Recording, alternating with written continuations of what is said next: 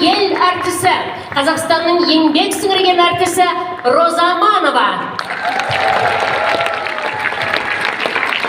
Түркиядан келген меймандарымыз Жезтаңдай әнші Фериал Башыл Тузун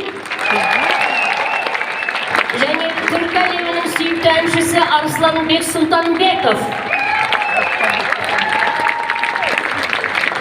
Қарақалпақстан елінен келген халық бақшысы, еңбек даңқы орденінің иегері Гүлнар Алламбергенова. Ел мұраның шәкірттері. Осы жерде тағы бір доғыл шапалақ. Өйткені шәкіртсіз ұстаз тұл дейді.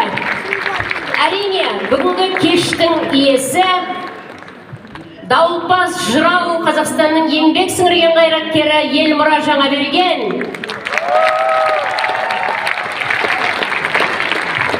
Және Қазақстан Республикасы мемлекеттік күзет қызметінің президент оркестрі, бас дирижер, құрмет орденінің кавалері Дархан Рахмуғали. Міне құрметті жыр сүйер, өнер сүйер қауым, сіздердің ыстық ықыластарыңыз, ыстық пейілдеріңіз бен бүгінгі кешімізде аяқталып келеді.